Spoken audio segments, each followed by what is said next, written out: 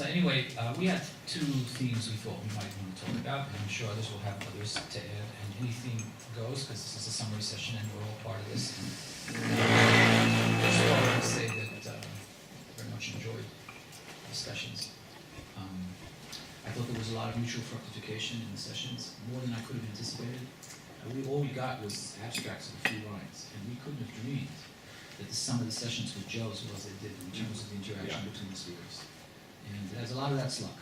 And I did have some intention in putting it together, but a lot of it was luck. The two things we thought we might want to talk about are, number one, what we've discovered is a dialogue has begun. That's generous. A dialogue has begun between scholarship and education, sometimes within the same person, but sometimes also between different participants.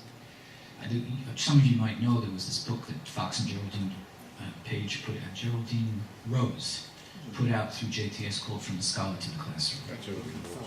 Geraldine? No, it's not Geraldine. Well, whoever it was. Yeah. And it's an issue. The interaction between scholarship and education is complex.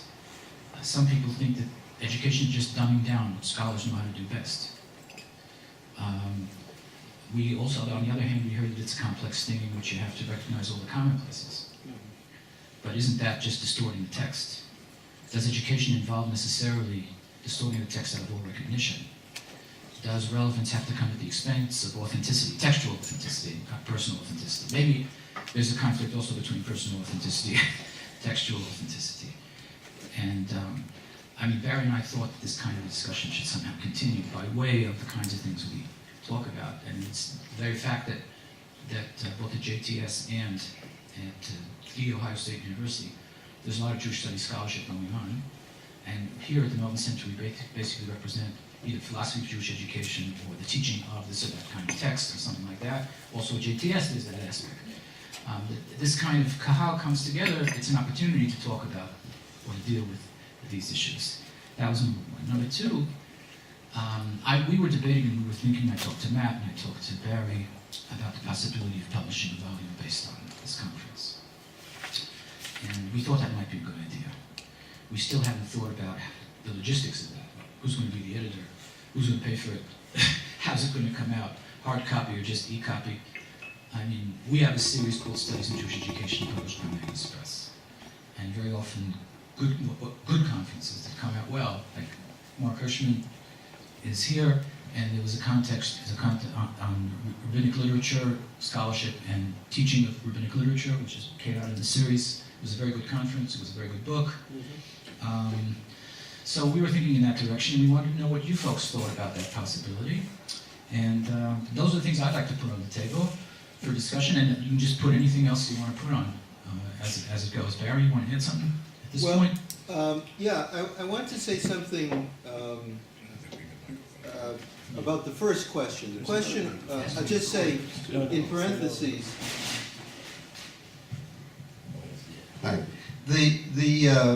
Johnny's second question about publication, and that issue is a practical question, but we're asking it as a practical question. So I'll just elaborate slightly. We would be interested to know whether you would be interested in publishing the presentation that you gave in some, sometimes adapted form or in the form that you gave it, in a volume if we were able to do that. And Matt and Johnny and I can talk about the logistics and the finances, and we can figure that out separately. But the reason why we're curious to know that, obviously, is it may be that the paper that you presented here, you have committed to some other publication. It's part of a book that you don't want to publish it before the book comes out. Or you gave this lecture in an adapted form elsewhere and they're publishing it.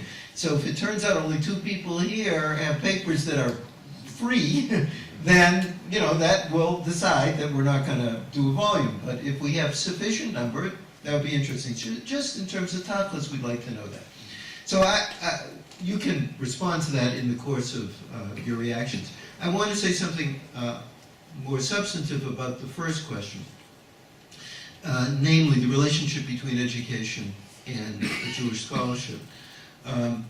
One issue that did not come up while we were here and seemed to me particularly relevant to the last session, and in some of the reactions to Shmuel's presentation, is that we didn't ever really raise the issue that is so identified with the Melton Center here at Hebrew University because of our teacher Seymour Fox, and that is the goals of education, and what is the vision of education that one has, and in what sense is the teaching of anything and the way one teaches it related to those goals. So that's a very complicated question, and it's very contextual,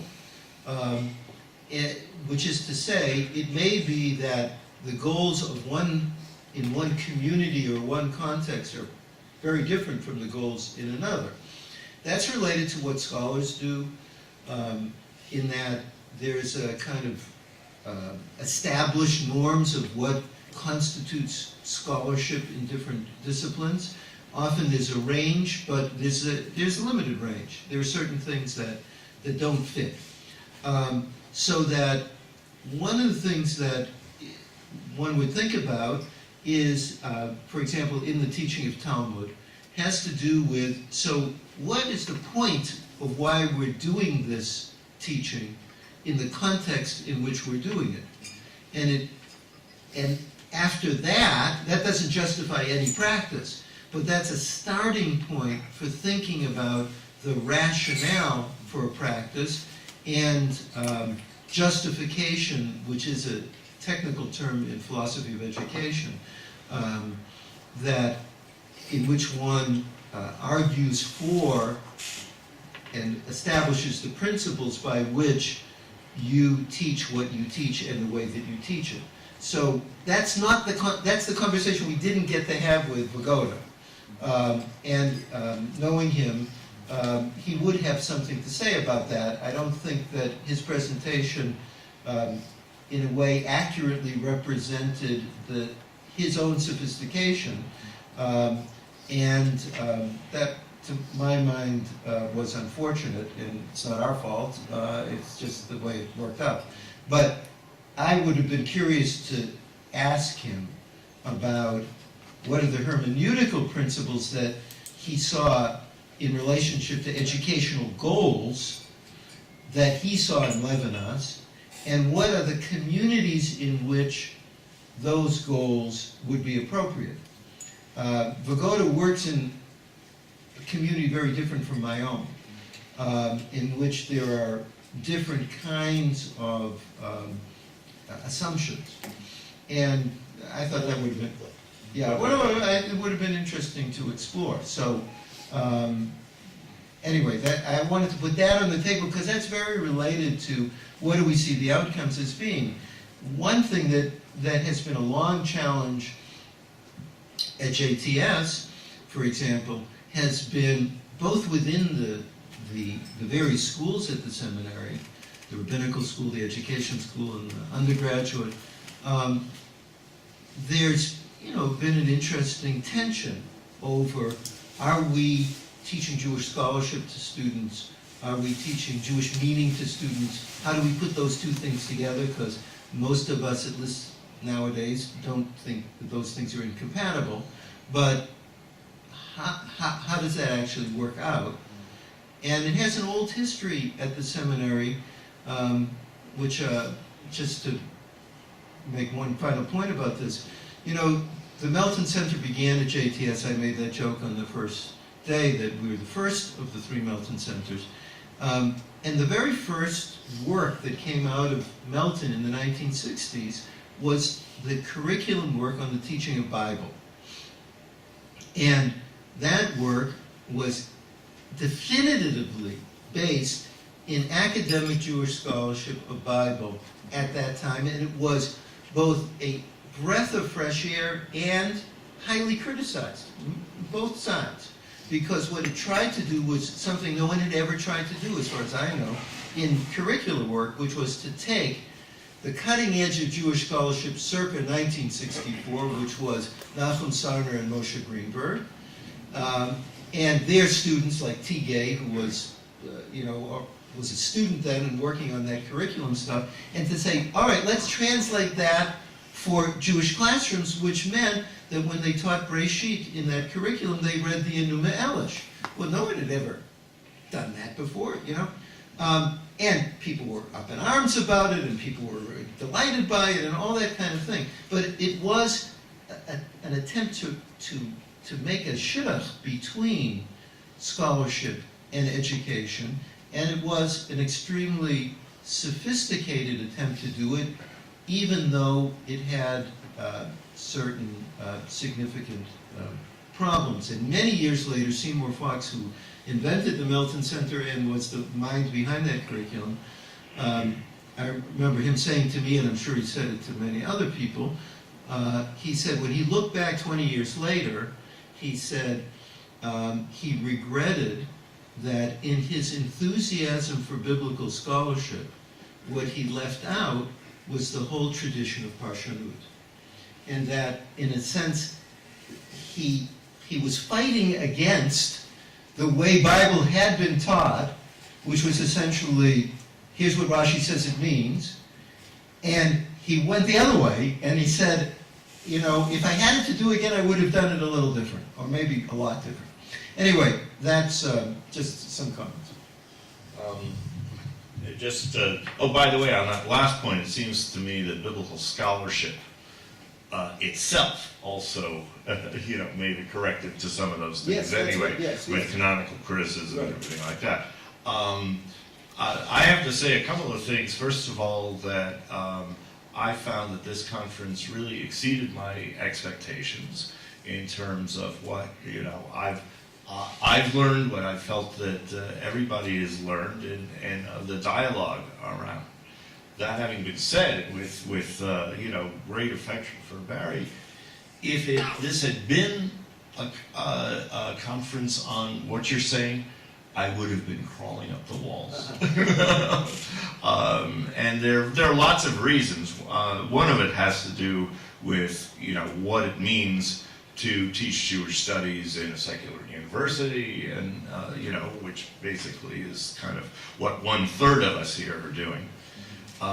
But the other, I guess, is also my conviction, is that we can never truly predict the results of our teaching. I will never forget, this is maybe my second year teaching.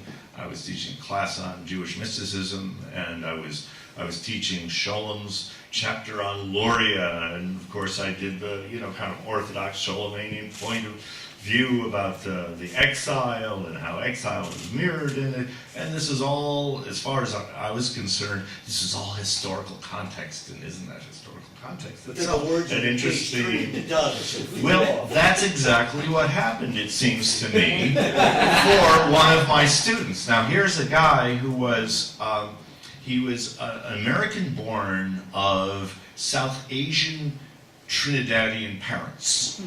Okay, Christian. All right. So you talk about your alterity, right? He came up to me and afterwards, and he said, I am so grateful for your lecture because it solves problems I've always had about the nature of creation.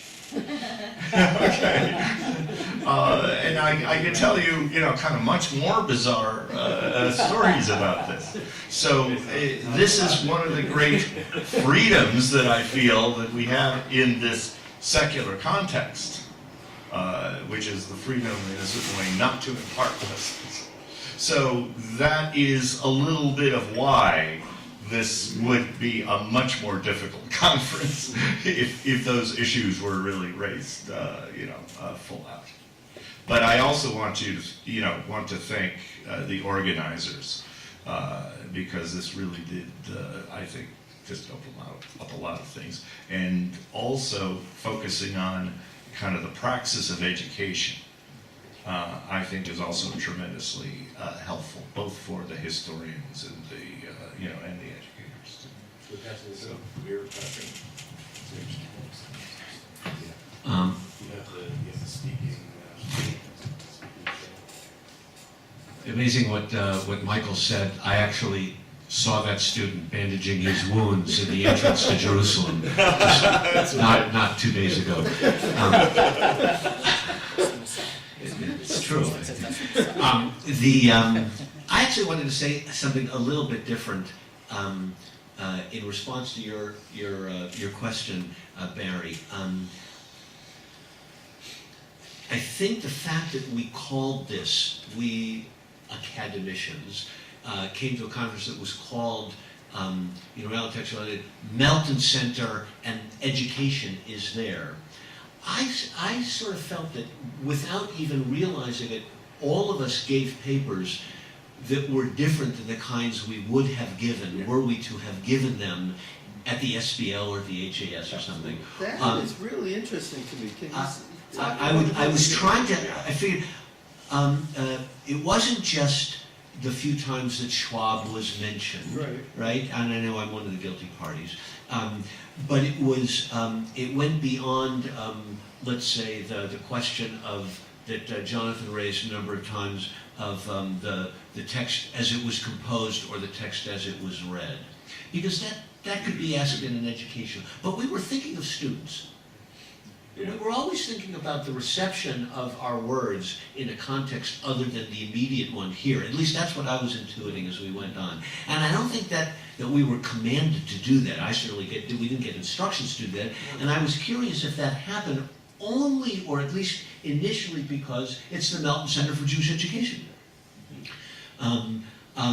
Put a little bit differently, and personally, I've spoken on this topic my narrow academic topic, on a number of occasions, and most recently on I would say almost thinking of the same text, Quintilian, Cicero, and Rashi, and all the rest of it. Right? I gave it at the EAJS last summer. Right? What? Oh, Europe? Yes, in Gay Paris. That's a good Oui. one. Yes, dodging the bullets. While Paris was burning. While Paris was burning, yeah, actually. But at any rate, and the experience of giving the text, of giving the paper, and of preparing for it, and of hearing the kinds of observations that were made afterwards was completely different. So, put that in your pipe and smoke it. I'm Robbie Harris for CBS News. Good night. I always wanted to say. Thank you. I love you all. This experience has changed my life. I'm sorry, wrong context.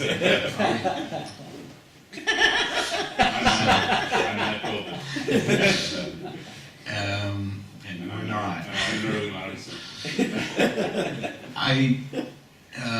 The difficulty in trying to realize the vision of Sam Melton has been, of course, that for Sam, and probably for everybody who's not in one of these fields, understanding the difference between academic Jewish studies and the academic study of Jewish education is extremely difficult. These three centers do very different things. Two of them are, as I mentioned, I think at the outset, are education and pedagogy centers or institutions, and ours is Jewish studies. And so the question of education for the Ohio State contingent, and maybe should be for everybody, is much more complicated. It's not about a Jewish studies classroom for us. It's about a classroom in which we are studying Judaism, but our clientele, and this is more and more going to be true of all the things that were classically considered Jewish studies contexts, is not education for Jews about how to be Jewish. It's education about what Judaism, Jewishness, Jewish texts mean in our best attempts at an academic approach, and it's not about identity. And I think that this has been and is going to be one of the problems for us working together is we're 2/3 about Jewish education here. What can that mean for those of us who are not either in Israel, where pretty much all of the students that we're talking about are Jewish, or at Jewish Theological Seminary, which by its definition almost is teaching Jewish students about Jewish identity and teaching Jewish identity to other people. We're about teaching the history and thought and culture of Judaism to whoever's interested in learning that. So this, I think, which really came out of the comments everybody made, and Michael, I think, put it really elegantly, and I'm not doing that, I'm being very verbose, but this really is, has to be a critical piece of our deliberations or considerations about how the coalition is going to work in the future. And yet, we managed it pretty well, I thought, at this conference. I mean, I still felt as if this is an issue that needs to be addressed, but I also really thought the conference came off very well.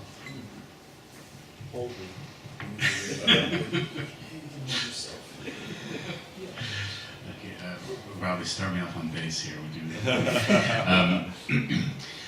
So I also want to echo, I guess, the very positive experience that I had. I think this was really held together beautifully, and I really want to thank all the organizers for that, and all of you. I think this was really, I learned a lot from all of you, and I think that the thematic also really came together really nicely. It's interesting, you know. I guess I've been at JTS long enough now and embraced a lot of that blending of the academic and the Jewish meaning making that I'm comfortable there. At the same time, I think my sense of this conference really was as in a more traditional academic scholarly exchange, and yet also with the scholarly eye of pedagogy and Jewish education as part of it, and thinking about how we take certain ideas that may be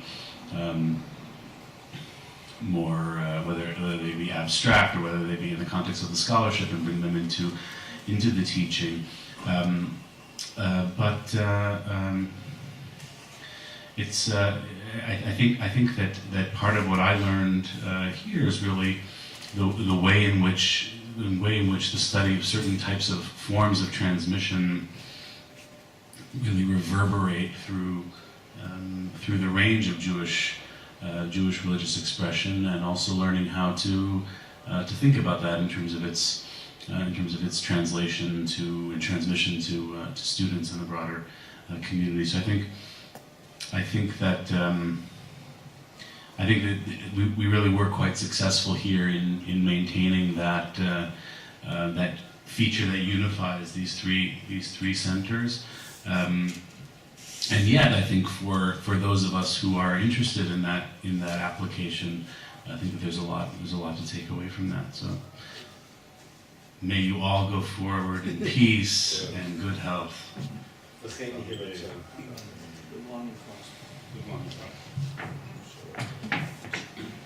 So I'll add my voice to the thanks to the organizers, because for me, a great conference. I learned an enormous amount. It really exceeded my expectations, and so I'm grateful to the organizers. I'm grateful to Barry and the seminary for letting me be a part of it and slip in with them. Thank the Academy also. You liked me. You really Start the music. There are two thoughts that I think are connected.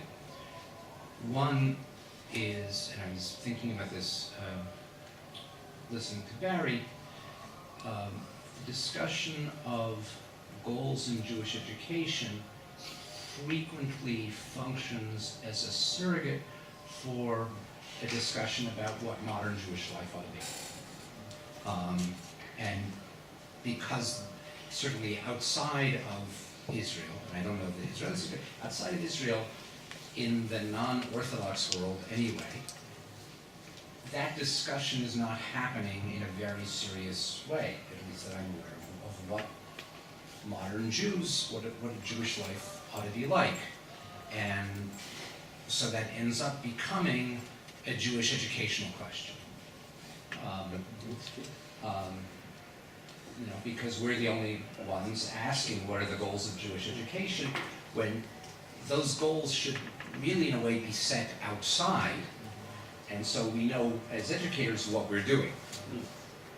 And I think that may play into some of the difficulty that the secular academicians pointed at, which is that you're being asked to participate in a conversation that as human beings, as to the extent that you're interested in Jewish life, that you might be interested, but not in your role as scholars of Jewish studies. So that is one piece. And then I started thinking about really the whole question of the relationship between scholarship, subject scholarship, and educational scholarship, and that educators being sort of the servants of taking the work that the scholars do. And I was thinking of the article on Those Who Know, Schulman's article, and wondering, is there anything that Jewish educators know about Jewish studies that Jewish academicians might not?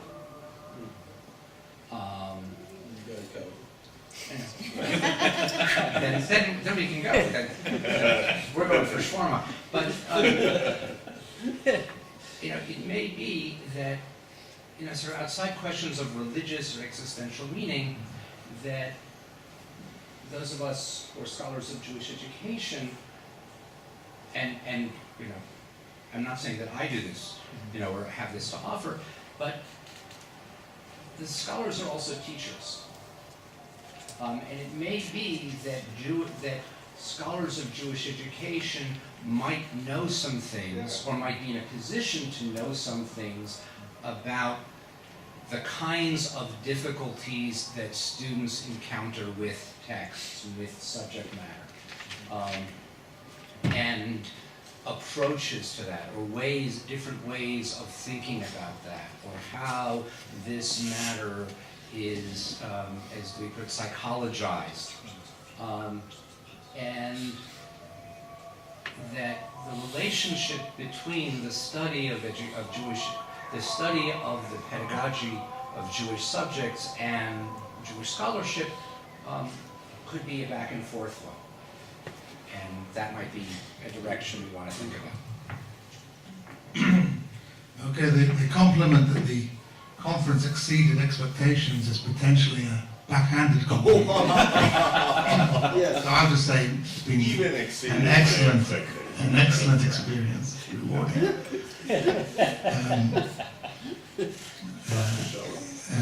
I would like to note that the Hebrew University is also a secular university, so we can go up from 1/3 to 2/3 perhaps, which of course raises interesting questions about why is there a centre for Jewish education in a secular academic institution with a strong presence of Jewish studies.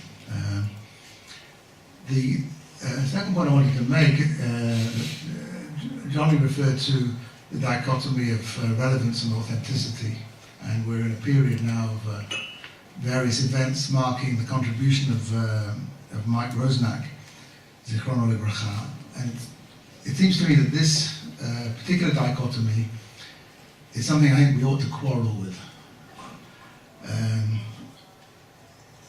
To think of some continuum between relevance and authenticity, and we find somewhere that works for us, it seems to me not an educative thing to do. An educator, I don't know what authenticity is, but certainly an educator should never be consciously inauthentic what we do should be authentic. And it seems to me that education always involves a process of selection. Curriculum is a process of selection. We can't teach all of Jewish learning. And it seems to me the interaction between scholars of different kinds and educators is about providing a source for that, or a variety of sources for that selection. But the way we choose, in the light of our goals, should be authentic. But it seems to me the range of possibilities generated by scholarship invites us to see that there are a variety of approaches to these subject matters, which are authentic, because no single approach can encompass it all. Finally, just one point, I hope I'm not out of line, but Matt and I had a very interesting conversation during the break. And he was talking about the crisis in the Jewish community in the United States. And I'd like to suggest that we put it on the agenda for perhaps our next conference, to move out of this comfort zone of talking about the things that we love to talk about, but which are perhaps becoming increasingly removed from the rank and file of the Jewish community, which is moving away, and to think about that crisis in educational terms.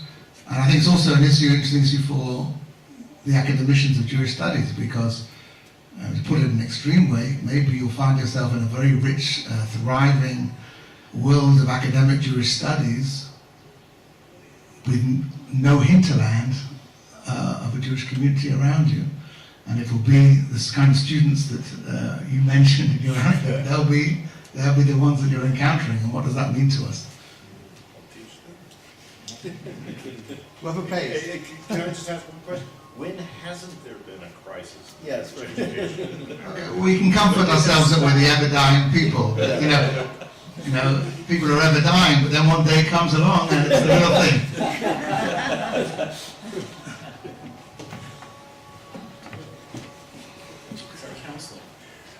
What?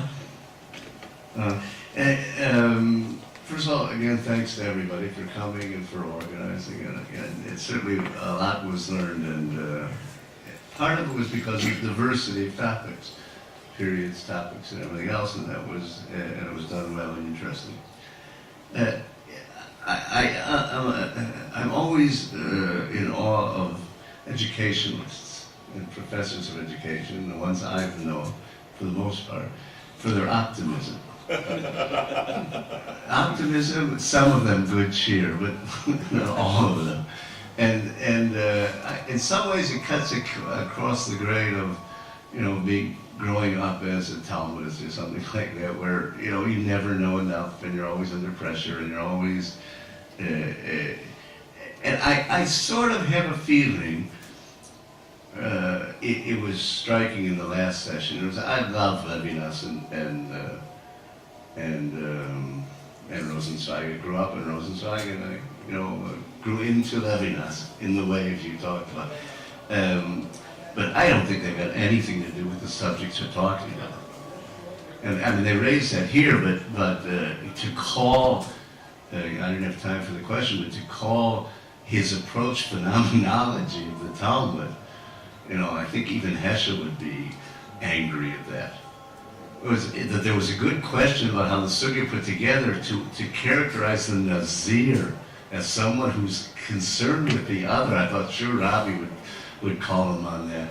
Somebody who's dividing himself from all sorts of social circumstances, and he's the, with all due respect, there's a limit.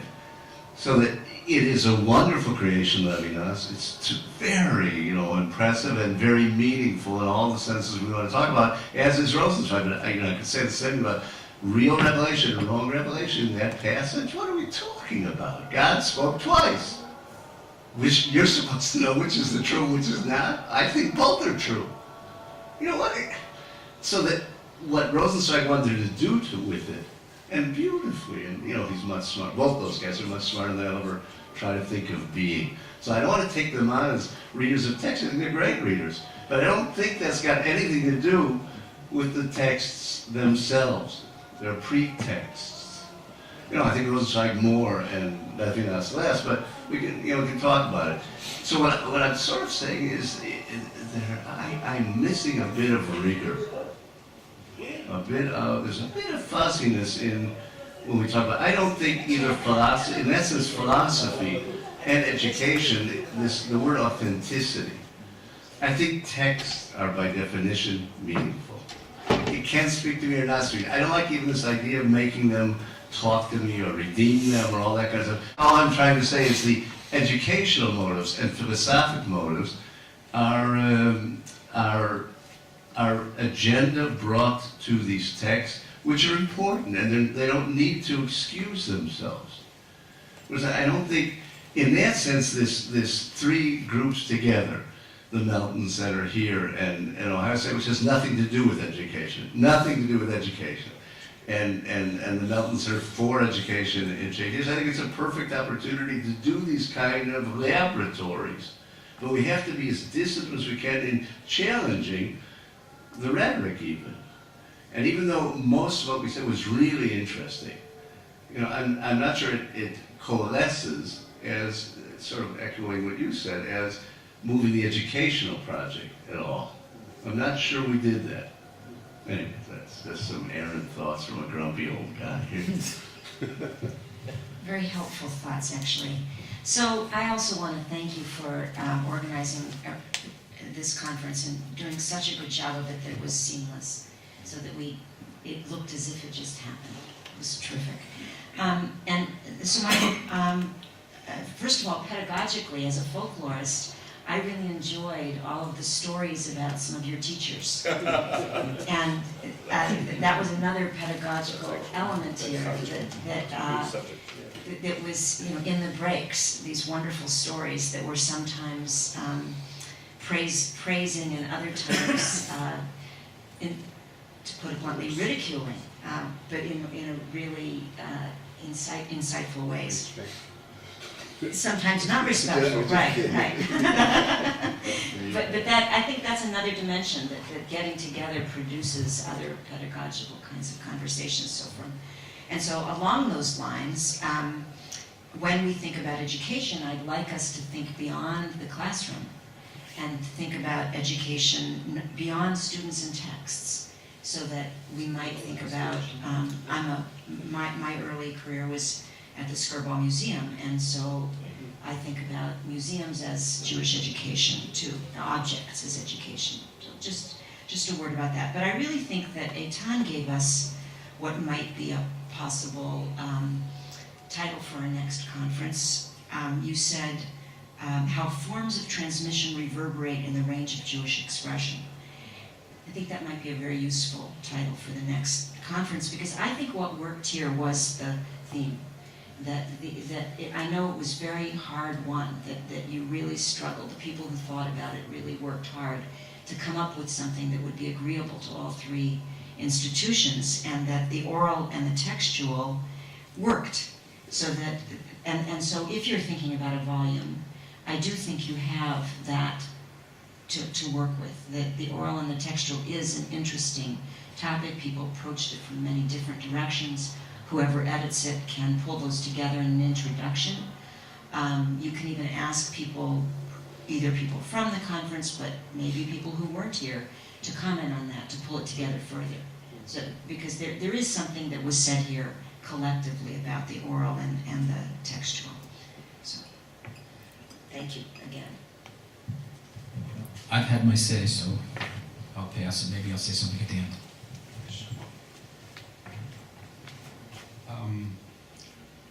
I regret that I wasn't here. I'm on Shabbaton officially, as you can see. But that never stops me from speaking about something I didn't attend or participate in. So I know, you've got more integrity than I do. I'm sorry, could you? I'm sorry, I'm Howie Deacher. I'm a member of the Melton Center faculty. from this, the one where I shouldn't be here because I'm on sabbatical. Censor TRE. That's right, the RE, and it's on Canada. Two quick thoughts. I just remember a couple of years ago, I don't know how many of my colleagues will remember this, we tried something at this university which was a total failure, where we brought together some scholars from these Jewish Studies department at this university, together with some of us faculty members in Melton, and we want to try and create a dialogue.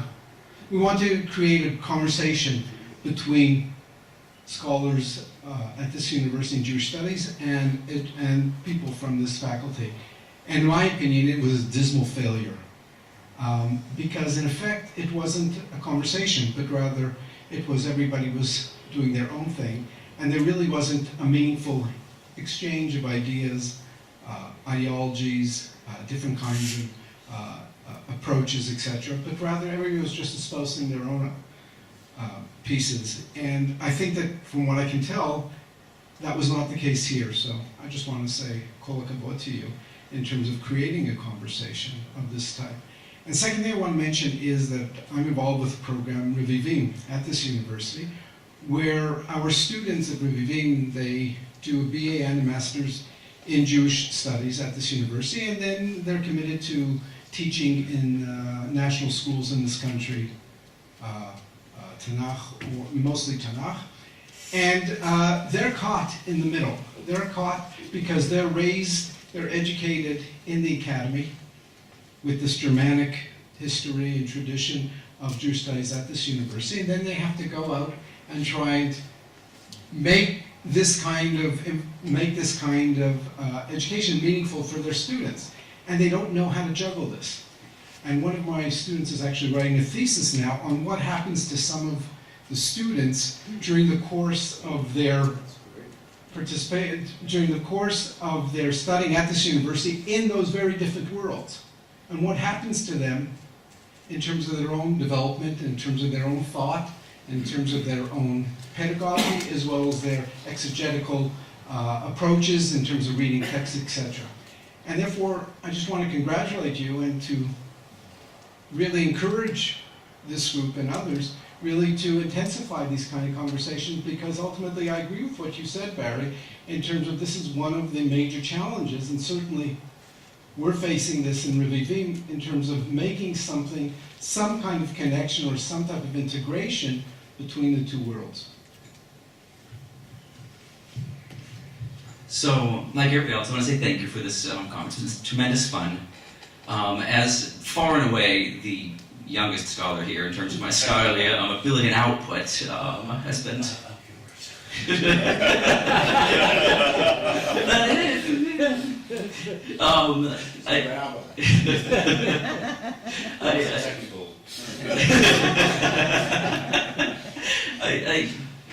It's been, I spent a lot of time, I feel like, ears open, mouth shut, trying to figure out, listen to things. I've got like 6 pages of just notes of things that I've heard. And part of that is, as a sort of another sort of nuanced position here, I'm not Jewish. And so my experience with Jewish education has been, 95% of it has been basically this week, in terms of what it is and how how it plays out and the readings of it. That's much more than most Jews. So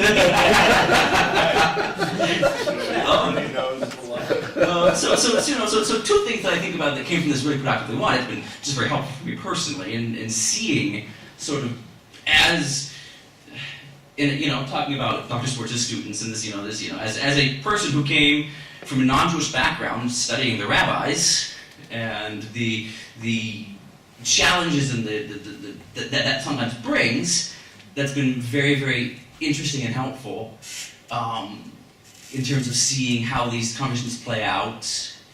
The other thing that I found very interesting is in my own Jewish community, I'm a Latter-day Saint, they're having these same kinds of discussions about the relationship between, reading traditional readings and between authoritative readings and academics and scholarship and how they all work together. And so I have places in my notes where I'm like, well, is this a discussion that we could have in my community.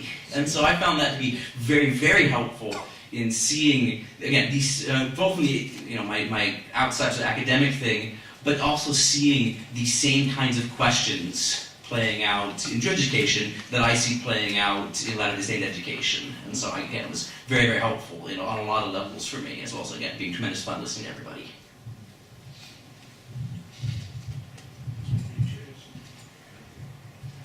I guess I'm the last one to say thank you to the organizers, but on a more personal level, I want to thank the organizers for providing a forum where I could go out of my regular comfort zone and be welcomed.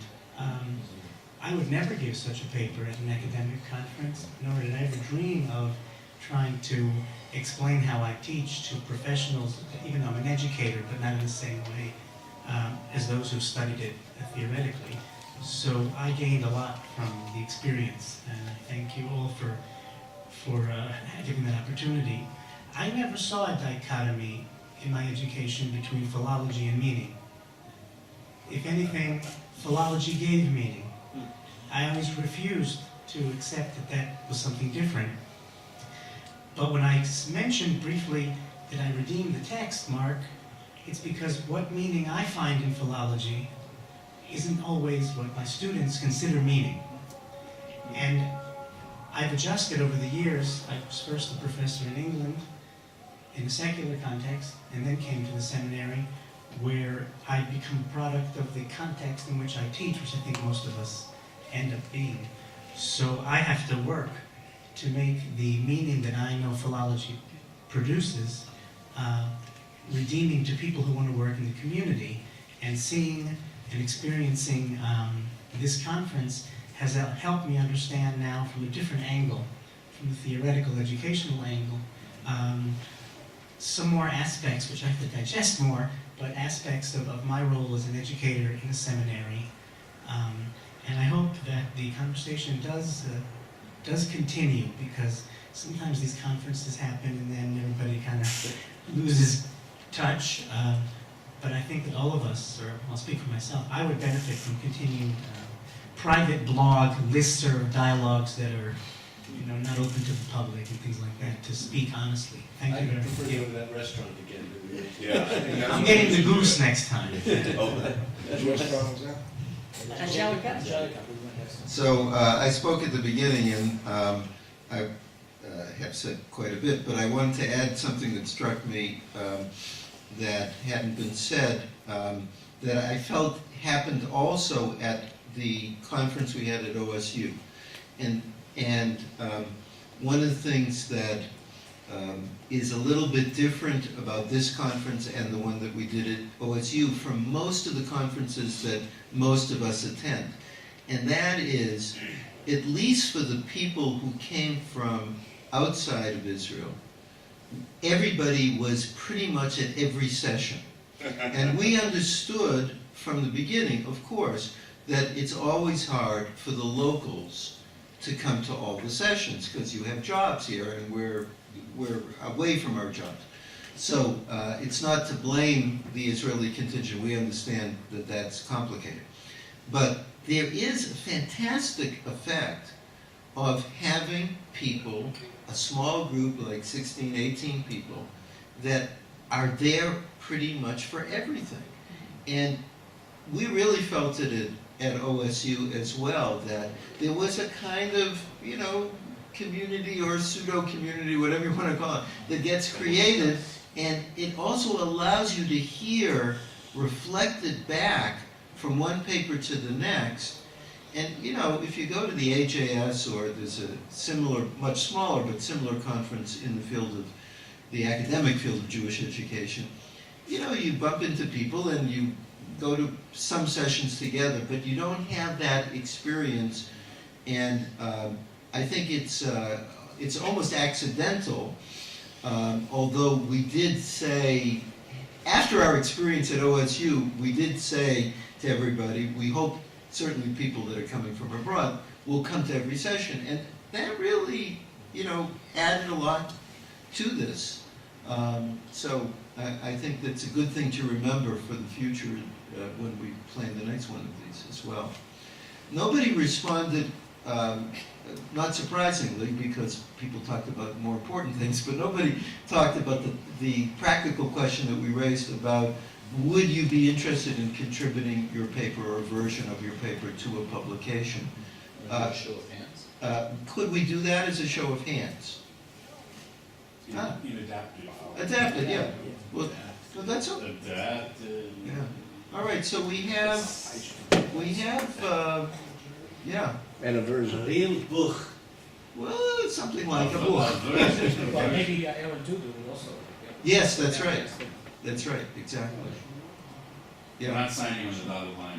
No, absolutely, no signing on dotted lines. Here, use my pen. Yeah. So how many hands were there, Barry? There were like about 7.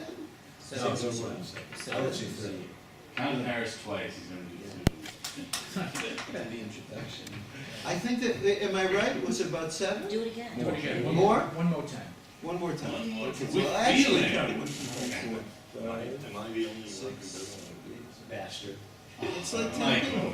10 people, and we have the, And there are 2 other people we have on 3 hand. actually. So that does make a Sure volume. wants to write Yeah, this. that makes a volume. Well, they're short, they're short, More so, than 2. You might want to. yeah, Yes. there's more than 2. Good. Do something on the applied Yes. Jewish meaning. Yeah. That's what I will. Yeah. Oh, Mark just had a Yes. about maybe we want to incorporate in the volume some of the papers from Are Ohio were they State. one and the same? It's a different It theme. was a different theme Yeah. altogether. No, I think that Okay. what Amy said is really important, that this theme, I mean, that was very good as well, but this theme helps bring it together. And one thing that an introduction to such a volume would do, that we didn't do now, and part of the notes that I was taking during the course of this, were certain ideas that came up a lot, particularly the first day and a half, was the whole question of memory, and then that issue of the digital world. I mean, there are a lot of themes that came up. There it's a blur, but I do see that I wrote something. You got it. Who's making it, Thank you. I got it. Yeah. Anyway, so I think we are at a conclusion. Yeah, I think we can do this. And as the Jews say, is there food? There is, it's supposed to be only 12:30, but I'll see if it might be ready already, and if it is, we can move right on to that. Yeah. Sure, get on with it, have to get it. Yeah. Thanks so much for The Jews It was say. really wonderful to meet all of you. So is And we'll maintain contact. We've got all the abstracts, we've got all the bios, and we have emails, and we know where we all are, so we'll keep They on said, looking well, at that. Yes. Yes, Yeah, no, sure. Thank you. right, and it's